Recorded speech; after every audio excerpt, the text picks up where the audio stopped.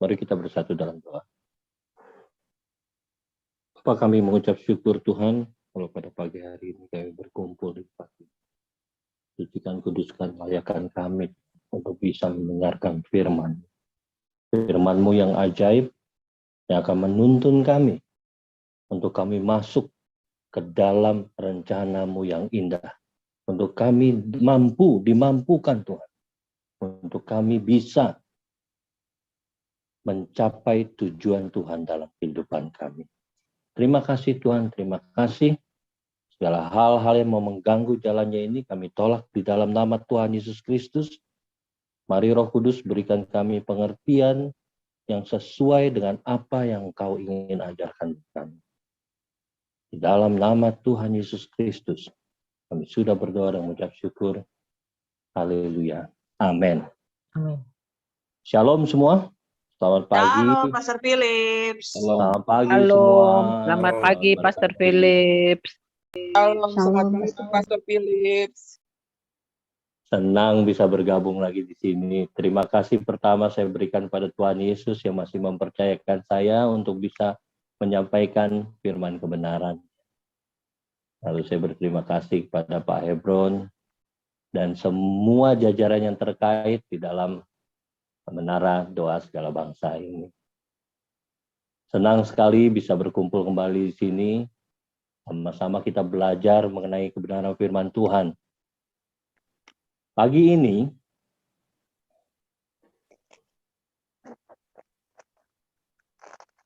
beberapa yang terakhir waktu pas saya di sini, ada sedikit saya sudah menyampaikan mengenai kerajaan surga. Dan pagi ini kita akan belajar lebih dalam lagi mengenai kerajaan surga. Amin. Mari kita buka firman Tuhan di dalam Kejadian 1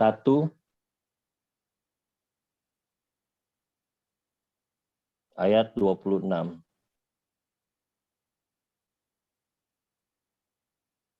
Kejadian 1 ayat 26.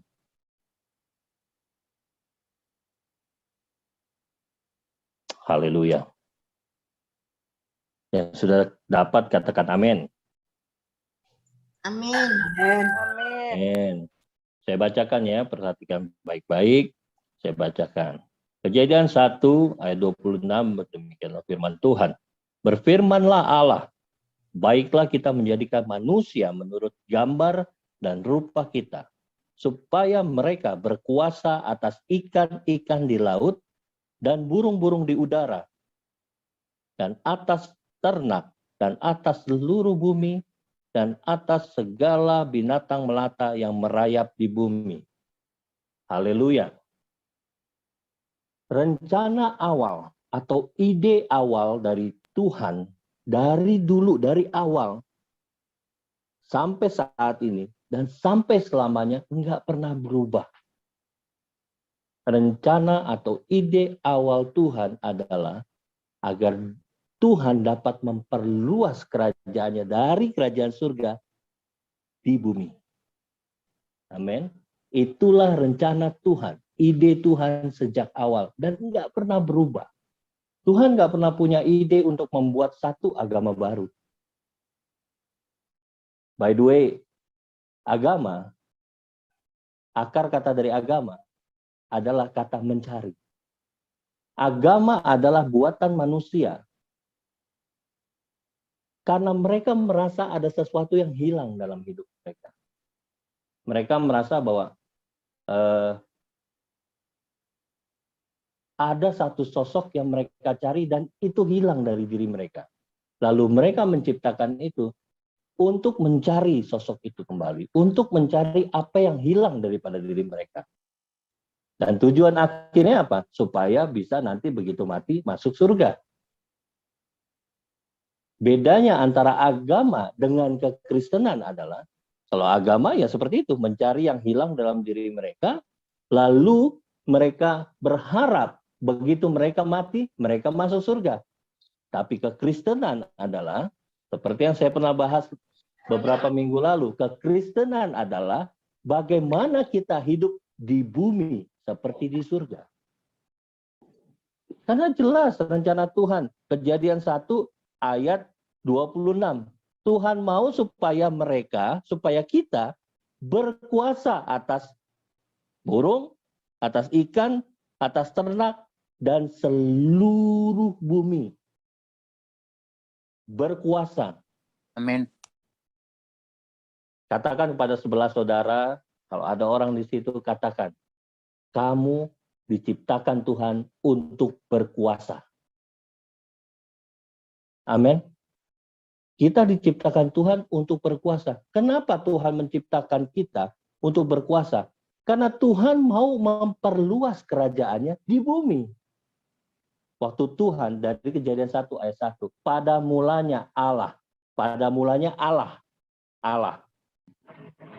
Belum ada apa-apa, Allah. Baru Allah yang maha itu menciptakan langit dan menciptakan bumi. Langit adalah tempat Tuhan. Dalam bahasa aslinya dikatakan bahwa itu adalah surga. Nah, surga adalah tempat Tuhan berkuasa. Lalu Tuhan menciptakan manusia, Kejadian 1 ayat 26. Berfirmanlah Allah, baiklah kita menjadikan manusia menurut gambar dan rupa kita. Lalu Tuhan menciptakan manusia dari debu tanah. Tubuh jasmaninya yang diciptakan. Dengan tangan Tuhan, Tuhan membangun. Lalu Tuhan memberikan ruh. Jadi manusia, definisi manusia adalah makhluk roh yang hidup dalam tubuh daging dan memiliki jiwa. Itu adalah definisi manusia. Jadi manusia itu sendiri adalah makhluk roh yang hidup dalam tubuh daging. Kenapa tubuh daging? Karena untuk hidup di dalam dunia, Allah menciptakan sebuah hukum bahwa tidak ada yang bisa hidup di dunia ini kalau tidak memiliki tubuh daging. Itu sebabnya manusia yang adalah makhluk roh diciptakannya tubuhnya daging ini untuk supaya manusia bisa hidup di bumi. Supaya apa? Supaya Tuhan dari tempat yang tidak kelihatan itu, surga, dapat memerintah kepada makhluk yang tidak kelihatan itu, roh manusia. Yang hidup di dalam tubuh yang kelihatan ini, dan hidup di bumi yang kelihatan ini, supaya manusia itu bisa berkuasa di bumi. Menurut perintah dari surga. Amin. Jadi kita melihat di sini bahwa Tuhan nggak pernah berubah. Bahkan begitu Tuhan Yesus ada di bumi, by the way tadi saya agak menyinggung mengenai hukum yang Tuhan buat sendiri. Gini, apa sih bedanya presiden dengan raja? Kita yang hidup di negara demokrasi ini, kemungkinan sistem kerajaan itu agak asing. Terutama orang-orang yang mempelajari sejarah. Sejarah mencatat bahwa negara ini dulunya adalah negara kerajaan. Dan salah satu kerajaan yang paling besar yang sempat memerintah di tanah Nusantara ini adalah Majapahit. Namun kita semua, saya percaya kita hidup setelah Indonesia menjadi negara republik, ya, yang dipimpin oleh seorang presiden. Seorang presiden kalau dia mau membuat sebuah hukum, dia harus bikin dulu rancangan hukum itu. Rancangan undang-undang atau hukum itu. Lalu dia harus taruh di parlemen untuk disahkan, dirundingkan, disahkan, dites, baru disahkan. Dan jadilah undang-undang itu. Namun, beda dengan seorang raja. Seorang raja nggak perlu seperti itu. Karena apa? Perkataan seorang raja itu adalah hukum. Ketika seorang raja bilang, jangan lakukan hal ini, jangan khawatir. Kalau kita melakukan kita khawatir, maka kita berdosa. Kita sudah melanggar hukumnya raja itu. Gitu. Segala sesuatu itu sebabnya, dalam bahasa Inggris itu disebutnya kingdom. Kingdom itu adalah pecahan dua kata, king dan domain. Ya. Itu adalah seorang raja yang berkuasa atas sesuatu. Seorang raja nggak bisa disebut raja, nggak bisa disebut berkuasa kalau dia nggak punya wilayah yang dikuasai. Itu sebabnya Tuhan menciptakan langit dan bumi. Agar supaya apa? Dia menjadi raja atas segala yang dia ciptakan. Termasuk bumi. Namun dia menciptakan manusia, kita Amin. anak-anaknya diciptakan di bumi untuk berkuasa. Sehingga kerajaan surga itu ada di bumi. Dari mulai kejadian, terus Tuhan bercerita, terus Tuhan menulis, memakai nabinya, memakai semua orang-orang yang Tuhan pilih untuk menuliskan tentang kerajaan. Jadi yang namanya Alkitab ini adalah sebuah buku tentang seorang raja, buku tentang hukum sebuah kerajaan, buku tentang sejarah dari kerajaan itu, dan buku bagaimana kerajaan itu menyelamatkan kerajaan yang berantakan gara-gara orang jatuh dalam dosa, dan mengenai rencana ke depan, bagaimana Tuhan mau kerajaannya terestablish di surga dan di bumi.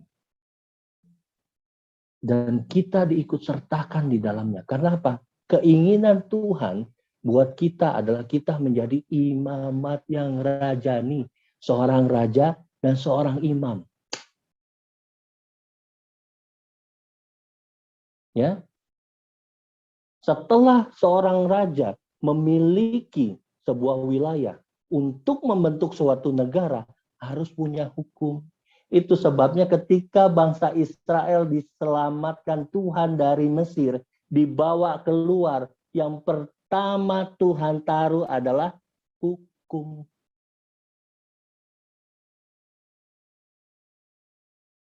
Lalu Tuhan memberikan mereka budaya-budaya baru. Karena sudah 400 tahun di Mesir, budaya Mesir sudah mengkontaminasi mereka, lalu begitu mereka dibawa, Tuhan memberikan budaya baru. Selama 40 tahun mereka berputar di padang pasir, Tuhan memberikan budaya baru. Dan hukum tercipta di situ. Itu sebabnya Tuhan berkata, begitu peralihan tongkat kepemimpinan dari Musa kepada Yosua, Tuhan berkata kepada Yosua, Yosua, jikalau engkau baik-baik saja mendengarkan firman, quote unquote, hukumku, dan menjalankannya dengan setia, maka berkat ini, berkat ini, berkat ini, berkat ini, berkat ini, berkat ini, itu yang kau terima. Amin. Jadi Amin. Alkitab selalu bicara mengenai kerajaan, bukan agama. Kekristenan nggak pernah menjadi agama. By the way, kata Kristen itu diterima dari pagan. Pagan itu artinya bangsa yang tidak mengenal Tuhan. Menyebut murid-murid Yesus, rasul-rasul itu pengikut Kristus, Kristen. Dalam otak mereka itu agama baru. Lalu dengan berjalannya waktu, orang Kristen mengikuti ekspektasi mereka. Makanya suka ada istilah begini. Katanya Kristen. Kok gitu sih? Katanya Kristen. Kok gitu sih? Karena apa? Karena mereka sudah mengkotakkan. Seperti ini harusnya. Orang Kristen. Tapi dengar baik, kabar baiknya saat ini adalah kekristenan bukanlah sebuah agama. Kekristenan adalah kewarganegaraan kerajaan surga. Itu kabar baiknya dari Tuhan. Haleluya. Tuhan saat ini menyatakan diri bahwa dia adalah raja bagi segalanya. Dan kita ada anak-anaknya. Tuhan mau berkuasa bersama anak-anaknya. Itu sebabnya ketika masuk dalam perenungan tentang firman ini, Tuhan ingatkan pada saya bahwa waktu itu mau share sesuatu, Tuhan ingatkan bahwa sampaikan apa yang aku khotbahkan, sampaikan apa yang aku ajarkan. Apa ya? Ternyata begitu pas masuk dalam perenungan, yang Tuhan Yesus ajarkan, dan Tuhan Yesus selalu ajarkan dalam pelayanannya,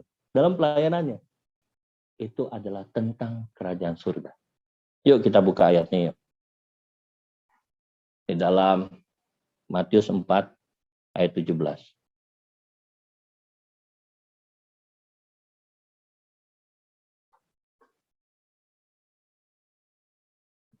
Semua sudah dapat? Amin. Matius 4 ayat 17. Sejak waktu itulah Yesus memberitakan, bertobatlah sebab kerajaan surga sudah dekat. Amin. Saat ini Alkitab mencatat setelah Yesus dibaptis, Yesus terus berpuasa 3 hari, lalu dia turun nih dari puasanya. Pertama kali yang Yesus katakan, lihat kalau misalnya ada Alkitab, Yesus tampil di Galilea, kalau misalnya di dalam Alkitab di handphone, itu sama seperti Alkitab dalam bahasa Inggris. Setiap perkataan Yesus itu selalu ditulis dengan tinta merah. Pertama kali tinta merah keluar, artinya firman yang keluar dari Yesus waktu Yesus pertama kali mengajar adalah kerajaan surga. Dan di dalam pengajarannya, di tengah-tengah pelayanan yang Yesus ajarkan, perumpamaan adalah tentang kerajaan surga. Kerajaan surga adalah seumpama sebuah ladang, orang bekerja, semuanya mengajarkan tentang kerajaan surga. Karena sejak kejatuhan Adam dalam dosa, apa yang hilang? Kerajaan surga dari diri manusia. Mandat yang Tuhan taruh dalam diri manusia untuk berkuasa, itu yang hilang, itu yang dicuri. Itu sebabnya firman Tuhan, Yohanes 1 ayat 1, pada mulanya ada firman itu adalah Allah dan firman itu bersama-sama Allah dan firman itu adalah Allah. Yesus itu adalah firman yang menjadi manusia. Waktu dia turun ke bumi, pertama kali yang dia kembalikan adalah kerajaan. Yang dia ajarkan adalah kerajaan. Yang dia ingatkan bahwa adalah, hey, kita ini adalah warga kerajaan surga. Dan pada akhirnya dari pelayanan Yesus setelah dia bangkit, kita lihat Kisah Para Rasul 1 ayat 3.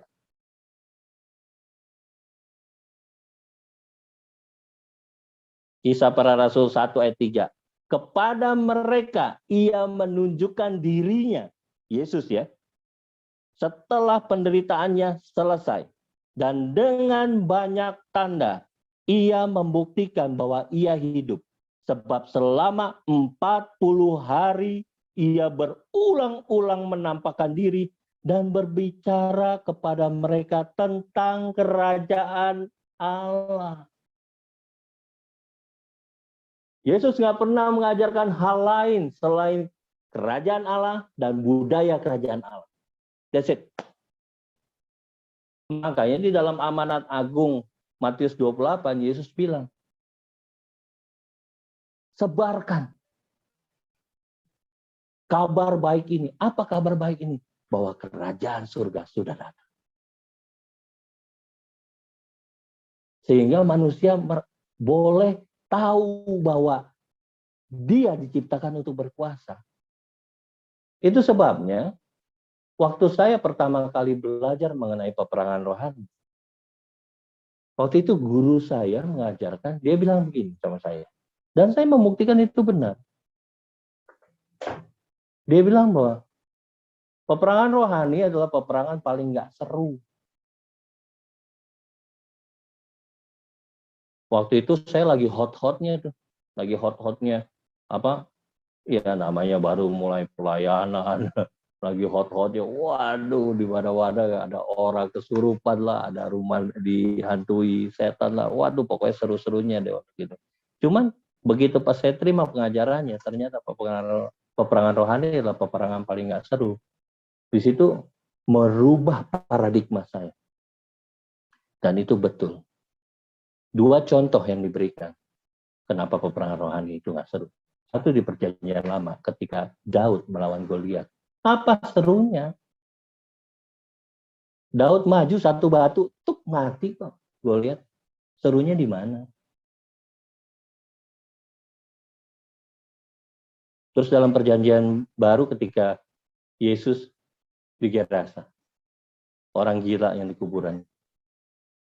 Itu isinya ya, legion lah, legion. Legion itu at least 6.000 pasukan. Ya. Ukuran pasukan ya at least tuh 6.000 oknum tuh setan ada di dalam tubuh itu orang. Tapi begitu Yesus mendarat, dia lari. Itu langsung tersungkur di bawah kaki Yesus. Yesus nggak ngomong apa-apa, nggak langsung, dalam namaku kusir, nggak ngomong gitu. Yesus cuma diam. Orang itu tersungkur. Setan itu membuat tubuh manusia itu tersungkur. Lalu berkata, Yesus anak Tuhan. Apa perlumu di sini? Akhirnya dengan nggak enak, dia bilang, usir kami ke babi. Yesus cuma mengizinkan untuk dia pergi ke babi. Lalu dia masuk ke dalam pit. Bayi-babi itu jatuh. Itu gambaran peperangan rohani. Nggak ada serunya. Kenapa? Karena di dalam kita ada kuasa yang jauh lebih besar. Roh yang hidup di dalamku jauh lebih besar. Jauh lebih besar. Makanya nggak pernah kalau misalnya kayak saya selama saya hidup cuma 2 kali saya lihat versi film yang dibuat mengenai Daud, dan waktu dia ketemu sama Goliat itu benar-benar dibikin ya supaya seru gitu, supaya kelihatan seru gitu. Wah, lempar meleset, apalagi waktu itu yang pemerannya waktu itu Richard Gere kalau nggak salah. Lempar meleset, akhirnya kena. Waduh, biar seru gitu. Padahal Alkitab nggak mencatat seperti itu. Jadi saya pernah waktu itu sedikit kesaksian. Saya waktu itu datang ke rumah adik saya. Kebetulan di rumahnya itu pembantunya entah kenapa mungkin dalam keadaan terlalu banyak bengong kali, lalu kesurupan. Nah kebetulan saya punya sepupu waktu itu yang memang pelayanan juga, dan waktu saya sampai, saya sama istri saya kami naik motor menghadap ke dia punya garasi, dan garasinya terbuka, itu lagi sibuk gitu, itu lagi ngamuk-ngamuk. Lalu saya punya saudara lagi coba untuk menghandle tapi ngamuk, dipegang dua orang di ini lepas. Lalu saya cuman dalam hati, Tuhan melengkapi saya. Lalu saya maju, baru saya sampai di belakang dia, tiba-tiba seperti orang kaget, terus dia nengok ke belakang. Langsung saya tumpangin tangan gini, keluar dalam nama Yesus. Langsung jatuh, langsung sadar. Loh, Bu, kok banyak orang? Artinya, kalau memang roh yang ada di dalam kita itu lebih besar, kita nggak perlu sampai keringat. Nggak seperti yang Paulus catat itu tentang anak Skeva itu.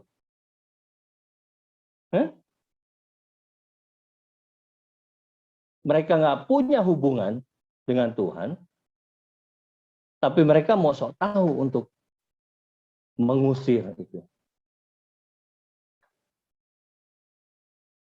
Jadi kita punya kuasa. Katakan punya kuasa. Punya kuasa. Nah, waktu kita punya kuasa itu diberikan apa? Karena hubungan kita dengan Tuhan.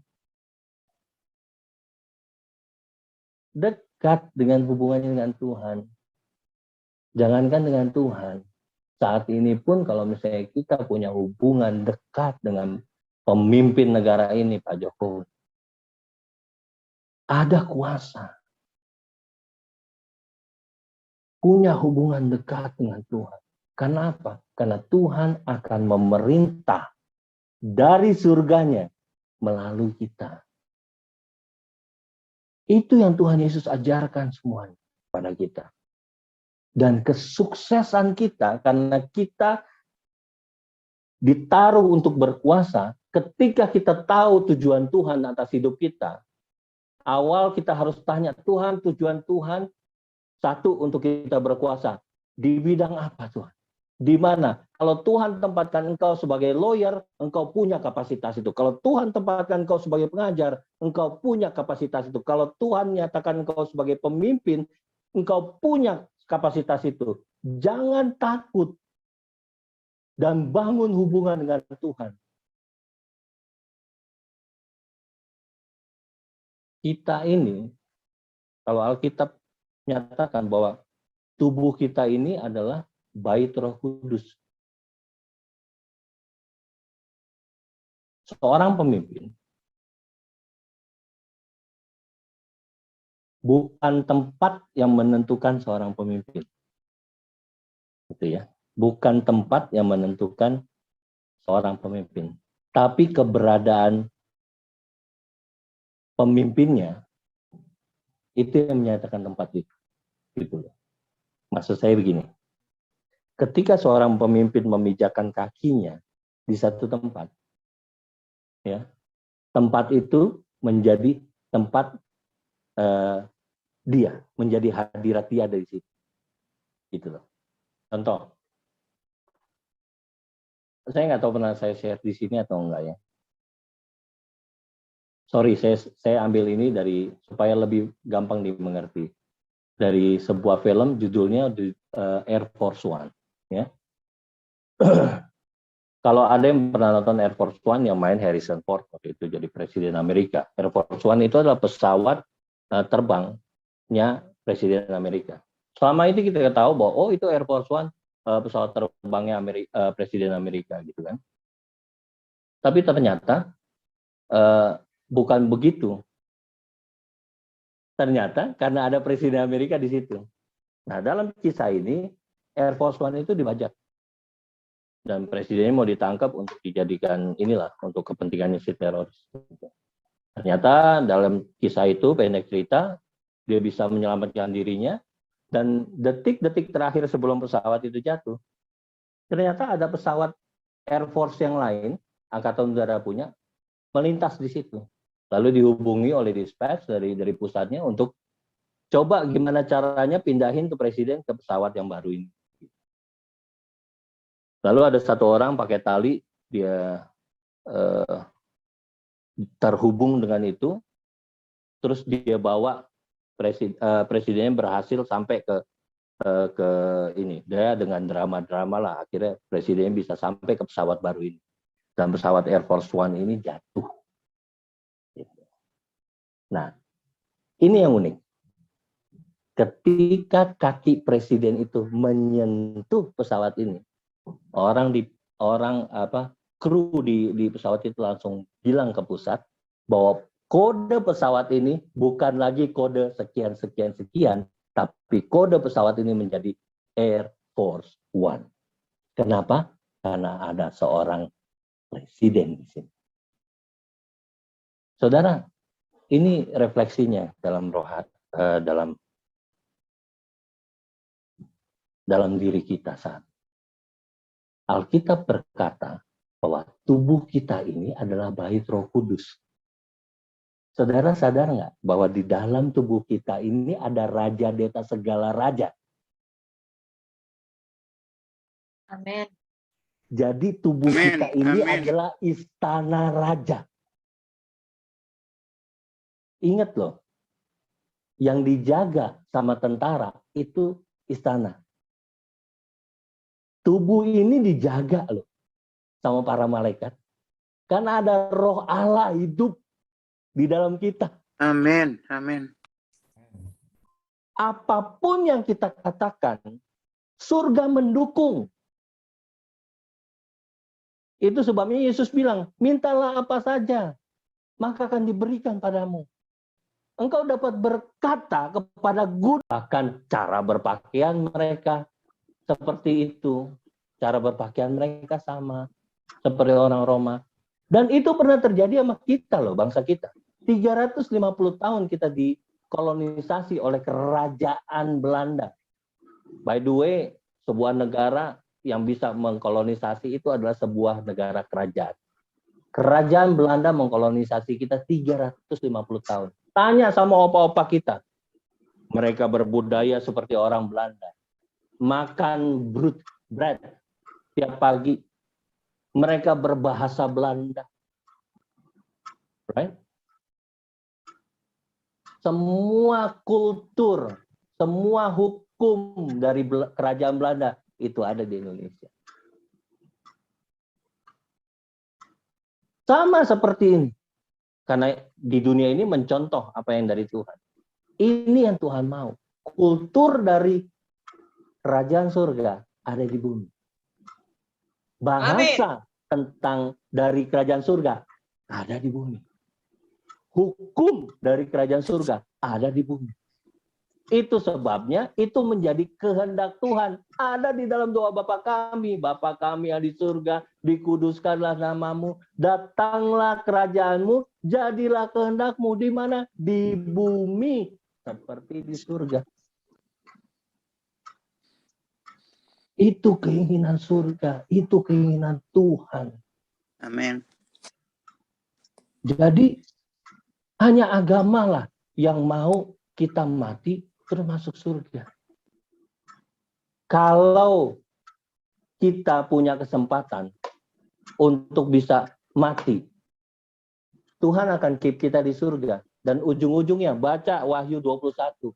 Langit baru, bumi baru. Tuhan akan taruh kita di bumi baru. No, bukan di surga. Kenapa begitu? Karena surga itu rumah Tuhan. Rumah Bapa. Yesus berkata di rumah Bapa banyak tempat. Banyak tempat kita boleh singgah di sana. Itu rumah Bapa kita kok. Saya tinggal di rumah saya sendiri. Saya boleh nggak ke rumah Bapak saya? Boleh. Saya boleh nggak nginep di rumah Bapak saya? Boleh. Tapi saya harus pulang ke rumah saya sendiri. Dan rumah kita di mana? Di bumi. Pada waktu selesai semua agenda Tuhan dengan bumi ini, maka kita akan dikembalikan ke bumi. Untuk apa? Memerintah bersama Yesus selama-lamanya. Amin. Amin. Ya. Amen. Ide original Tuhan adalah sebuah kerajaan, bukan agama. Tuhan akan selalu menjalankan idenya sampai berhasil. By the way, keberhasilan kita itu sudah dirancang sama Tuhan. Bapak Ibu, mungkin di hadapan Bapak Ibu saat ini ada handphone. Saya ambil yang simple deh, karena gambarnya mudah diingat. Apple, iPad, atau iPhone. Itu diciptakan oleh sebuah pabrik, ya, Macintosh. Lalu setelah diciptakan, dimasukkan dalam box, lalu dijual. Oke, dijual. Dibeli sama kita. Di dalamnya begitu kita buka, oh ada buku. Buku itu berisikan pengenalan tentang barang itu. Namanya manual book. Artinya pikiran si pencipta ada di situ. Manual book. Saya yakin Bapak Ibu nggak ada yang pernah baca manual book kan? Nah, Betul. padahal itu harus dibaca.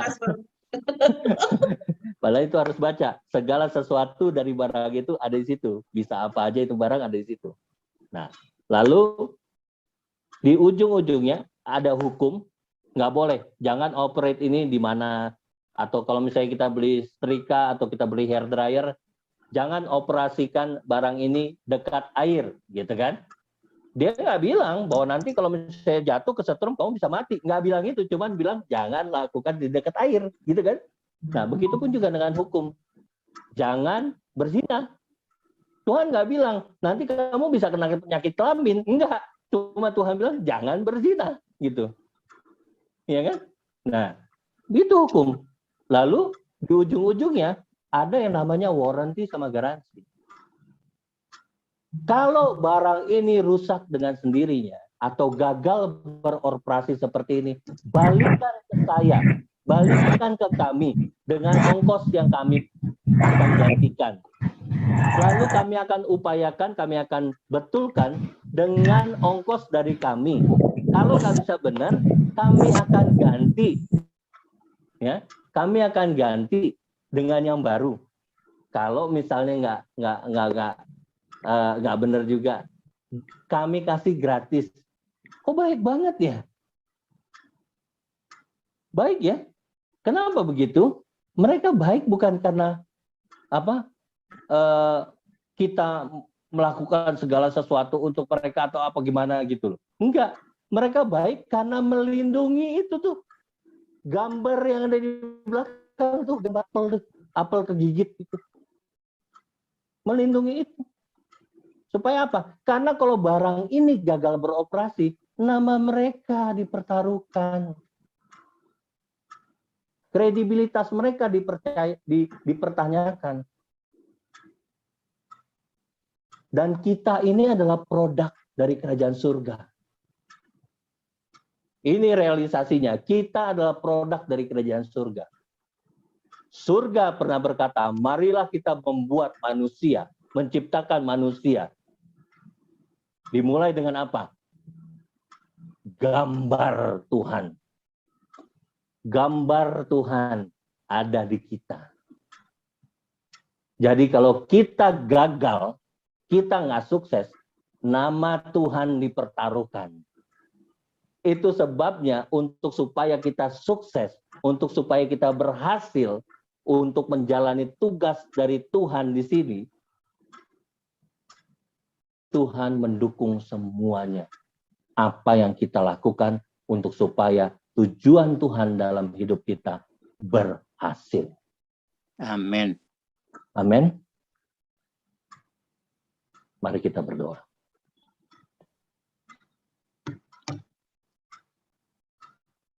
Bapak, kami mengucap syukur Tuhan. Kalau pada pagi hari ini kami boleh belajar Tuhan, bahwa rencana awal Tuhan dalam hidup kami adalah kami berkuasa di bumi, supaya di bumi seperti di surga. Dan kami akhirnya tahu bahwa rencana itu nggak pernah berubah. Dan untuk mendukung semua itu Tuhan, Tuhan memberikan kuasa-Mu dalam kehidupan kami. Teruslah hidup di dalam kami Tuhan. Kami adalah bait-Mu Tuhan. Supaya kemanapun kami melangkah dengan kuasa dari Tuhan. Terima kasih Tuhan.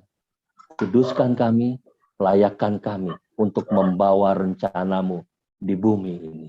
Di bumi seperti di surga.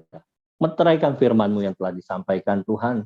Biarlah ini boleh bertumbuh, berbuah yang baik Tuhan.